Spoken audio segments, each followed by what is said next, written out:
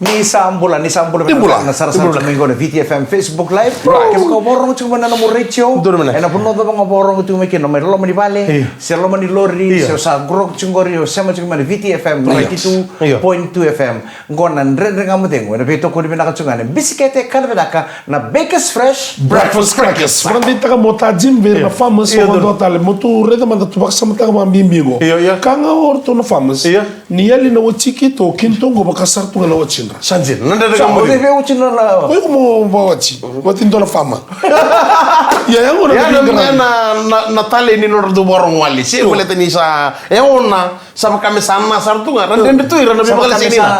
Saya ona ver na famous. Sama kami sana sartunga iko. Kuno bango rin.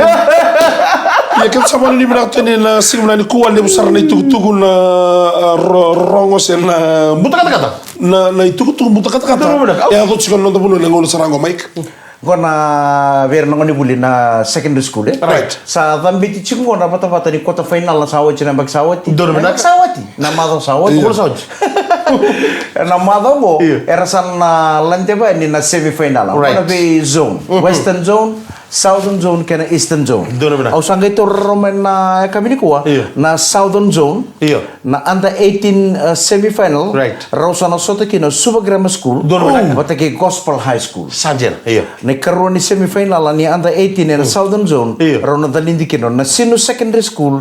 Bata ke Maris Brothers High School. Ren fight takalak. Oi, korto kita kukur. Iya, na under 18 no paka me orto no korto sa soto chimba kana karuan ni ram. Na orto na may semi final talong sen bala bale raus o Maris sakila ko nata bana kuko ni na Sinu talang sakila ko nata bana kuko wata kena weakness iti ko bana team ni Maris. Ano ko team ro sarto angoro subagara ke Gospel High School matangor na ngo first choice ni ngo wachmana primary. Ang first mi ndo raka o habeke. Ang ndo bana katamuli to mana ngo raka ndo kurni buli raka. Gospel. Gospel se grama. Ang laka iba lako duro mana so ni catch. Ya wendua ndo bagay tabi bagay lebu na development ni catch suba. Sanjin. Iko apa itu mikir? Na matai serangan ni malokachi ko ba do ribiti. Iya. Keto wa kena anda detin na tim ni na Sinu. Sanjin. Huka tu kena jeri tuai. Half back ko yau. Donan rebo nimbasi apa ramba kan rebo nimbasi ko bango. Na tama tale bon rebo nimbasi kini ni asenta tu. Yo. Ni asenta tu. Raka tu kamu nak catch. Kelen rebo nimbasi. Sapos nelo gulang tapi ko len rebo tagan ni ko asenta tu. Saya lemu na sedia. Senga. Ako kele mo gor nimbasi kini tu ko na renitim ni biti. O dia kan? O eparam. Sana lebih cukup orang pasir. Bas ni central la ko chungo yabatuan. Ya pada bagian kena lemu saya rasa kan gitu. Pakandua. Iya. Ko si charto nga ngona. Ayo ko nga lukaw o dingor suba gram ki gospel. Au sa first church kana tama go ko che ngele o suro na korni bulingo. Au sa nalo ko sa rakatu. Ngale invite ko na kasya school ngale tere mo soka. Ni biar ni na sana biar uj serjang ko sana raw ni natuban chika na madam bak minggo. Sa raw ni tanah ray tanah timi sana tambe tayo kina national finals Iyo. Dari tayo na Western Zone raw na semi-final kina o Dhuvu College. Right. Ki Singapore Methodist High School. Right. Karon ni semi-final may na West raw so tayo kina Ratu Nabula College. Right. Bata kina Natabua. Dono nak. Dari tayo na Southern Zone sa raw tambe tayo na semi-final raw na so tayo Singapore Wingo. Subagrama bata kay Gospel High School na Sinu Secondary School Maris Brothers High School. Right. Sangat juga ni matalabiyaw may na Eastern Zone. Iyo na segmen katar mo kito na tumule me kito na reda ni kina odi sana durda ke na Eastern Zone. Dono nak. Apa mo tabang ngurung chukuna mata ni kwa o QVS ro na dangi validity ko bata ki tele bono. Iyo. Ana mata ini semi final na Eastern Zone.